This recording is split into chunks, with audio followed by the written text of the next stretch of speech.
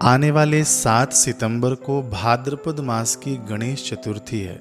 बहुत ही इम्पोर्टेंट है। जानेंगे सब कुछ। गणेश स्थापना कब करना है, शुभ मुहूर्त क्या है, चंद्र दर्शन निषिद्ध की समस्त जानकारी। मैं आपको बता दूं कि सबसे जल्दी में जल्दी किसी को प्रसन्न करना हो तो वो गणेश जी को कर सकते हैं। जी हाँ, मैं काल्पनिक बातें नहीं बताता। जैसे गणेश जी का मंत्र यदि सिद्ध करना हो किसी को तो 1 साल में सिद्ध हो जाता है। अब जैसे गणेश जी का बीज मंत्र है, उसको सिद्ध करना हो तो उसको 1 लाख बार जप कीजिए तो वह सिद्ध हो जाता है। इतना सरल है गणेश जी की सिद्धि पाना, गणेश जी को प्रसन्न करना। और भी बहुत सारे अद्भुत मंत्र हैं, स्तोत्र हैं जो आने वाले समय में मैं YouTube के प्रीमियम सब्सक्रिप्शन वाले में डाल दूंगा। मंत्रों को ऐसे खुले में बताना ठीक नहीं समझता मैं। ऐसे ऐसे गणेश जी के स्तोत्र हैं कि 6 महीने में सिद्ध कर लो और अपना काम बना लो। भगवान वेद व्यास जी के द्वारा ऐसे भी गणेश जी के मंत्र हैं कि सिद्ध करने की भी उनको आवश्यकता नहीं है। जब से आप पढ़ेंगे तभी से कार्य करना शुरू हो जाता है। यदि आपके लाइफ में कोई भी विघ्न बाधा हो तो जैसे मैं आपको इस वीडियो में आगे बताऊंगा वैसे आप कीजिएगा। विघ्न बाधा की ऐसी तैसी हो जाएगी। कितनी भी मनहूसियत क्यों न घेरी हो, गणेश जी की उपासना आप शुरू कीजिए। मनहूसियत दुम दबाकर भाग उठेगी। फिर से कह रहा हूं कि इस युग में सबसे जल्दी रिजल्ट देने वाले देवता हैं तो हमारे गणेश जी हैं। मैं अपने पोस्टों के द्वारा आप लोगों को प्रेरित करता रहता हूं कि आप हर महीने आने वाली गणेश चतुर्थी का व्रत उपवास किया कीजिए।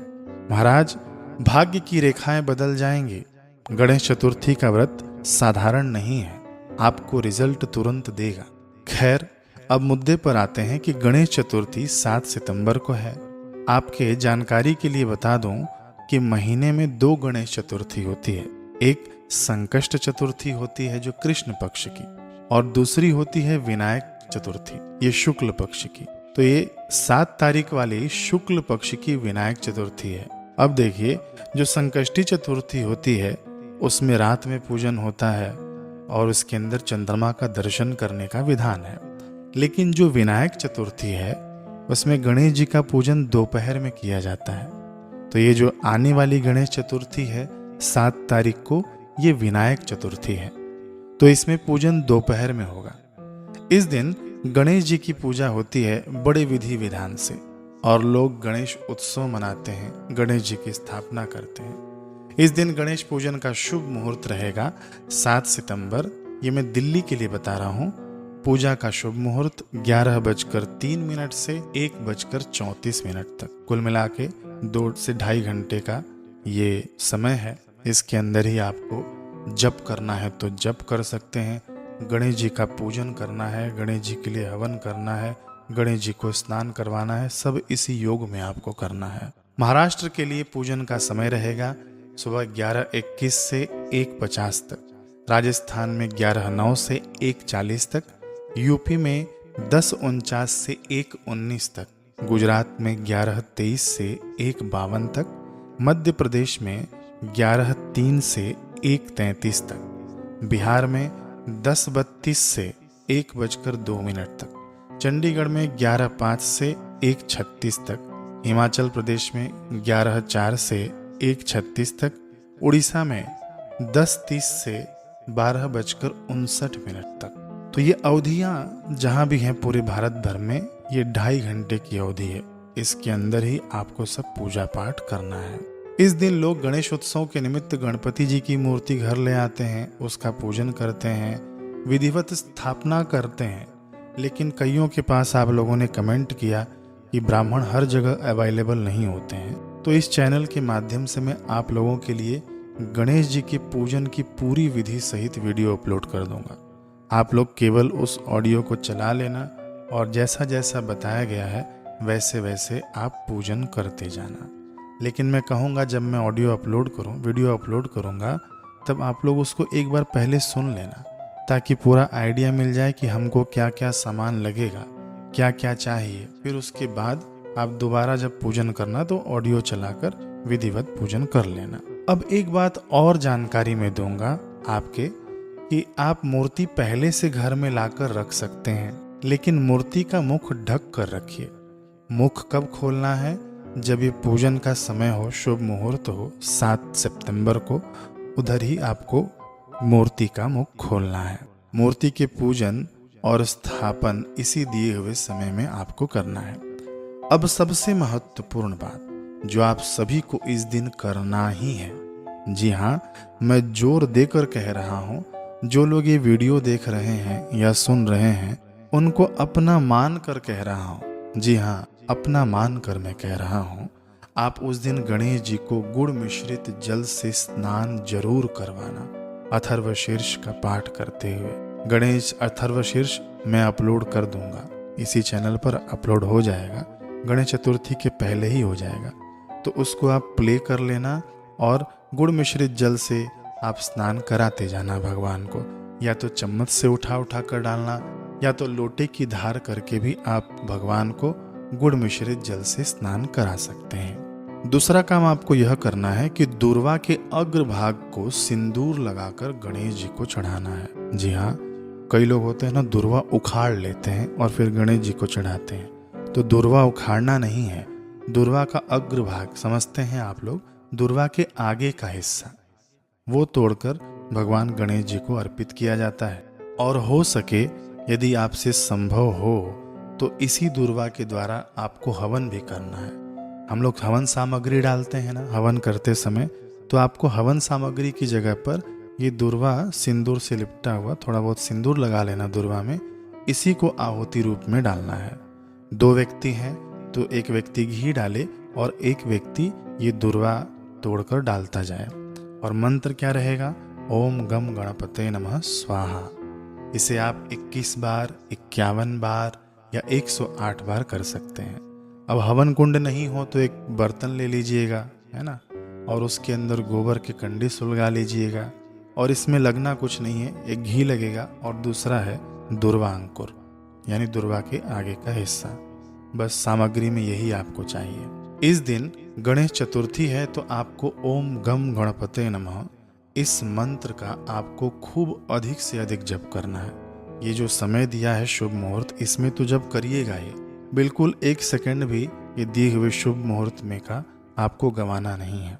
मैं भी अपने इसी चैनल के द्वारा 7 तारीख को सुबह 6 बजे से अथवा तो 5:30-6 बजे से मैं ओम गम गणपते नमः इस मंत्र का 24 घंटे लाइव करूंगा। तो आप ये मंत्र आप अपने घर में चलाकर छोड़ देना। मंत्र देवता को नाचने देना अपने घर के दीवारों के बीच, अपने मन के दीवारों के बीच चलते रहने देना ये 24 घंटा मंत्र को। महाराज आपने यदि इतना भी कर लिया ना तो ये आपका पूजन, ये आपका साधन, ये लाइफ चेंजिंग साधना हो जाएगी। गणेश जी की साधना बहुत ही शीघ्र फलित होती है, विश्वास कीजिए। और ये जो पहले मैंने प्रयोग बताया आपको गुड़ मिश्रित जल से स्नान करवाने का भगवान को, तो यह आप लोग गणेश चतुर्थी के दिन तो करना ही है, लेकिन मैं कहता हूँ आप लोग इसे रोज करना।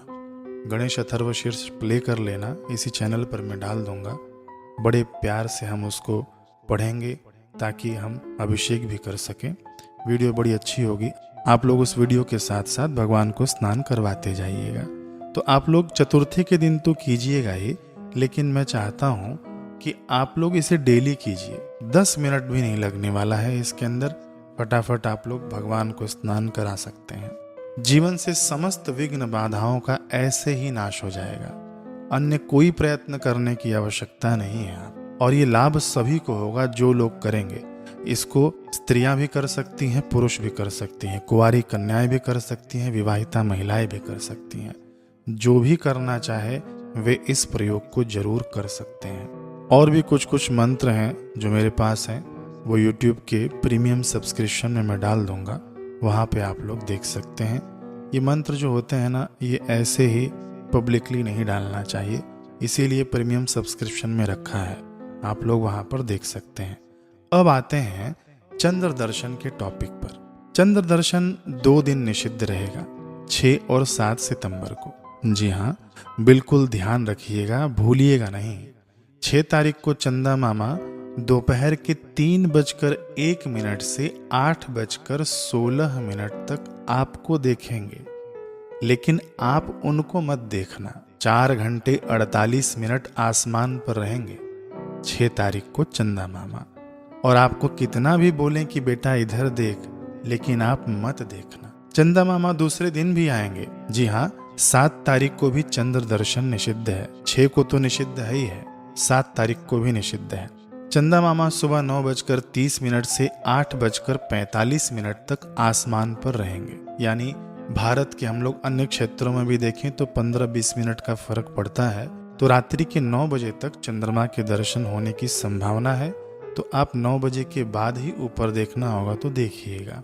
तो समय में फिर से आपको ब्रीफ कर दूं, 6 तारीख को रात्रि 8:15 से 8:30 तक चंदा मामा आपको दिखेंगे, और 7 तारीख को रात्रि के 9 बजे तक चंदा मामा आपको दिखेंगे। तो आप लोग सावधान रहना, चंद्रमा के दर्शन बिल्कुल मत करना। भगवान श्री कृष्ण पर स्यमंतक मणि की चोरी का आरोप लगा था।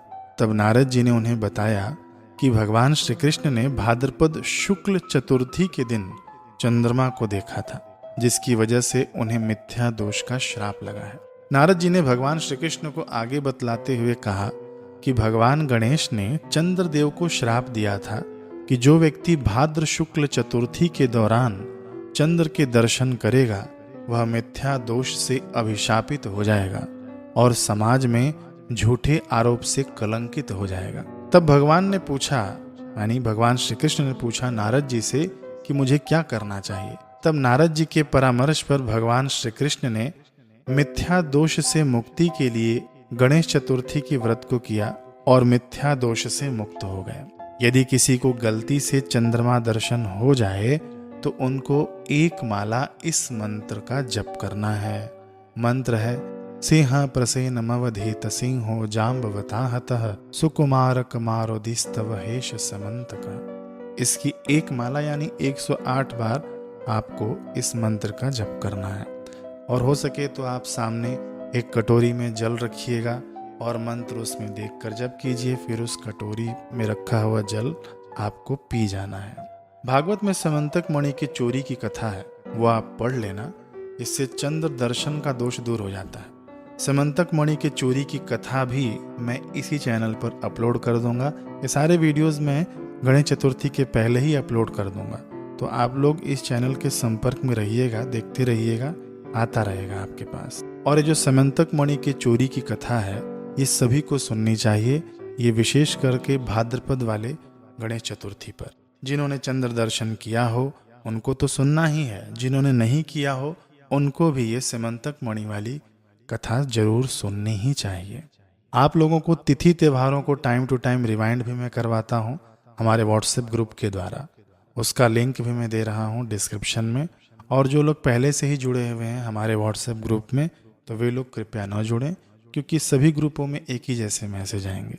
और जिनको भी थोड़ी झिझक हो कि हम ग्रुप में नहीं जुड़ना चाहते व्हाट्सएप पर, तो व्हाट्सएप और टेलीग्राम पर हमने अपने चैनल भी बना रखे हैं, तो आप लोग उसमें भी जुड़ सकते हैं। मैं सबका लिंक डिस्क्रिप्शन में दे रहा हूँ। और हाँ, आप डिस्क्रिप्शन जरूर देखते हुए जाएगा। डिस्क्रिप्शन में बहुत सारे और भी लिंक हैं जो काम के रहेंगे आपके लिए। और हाँ सुनिए, यदि आपको फिर से मिलना हो ना तो सब्सक्राइब करते हुए जाइएगा। हरे कृष्ण।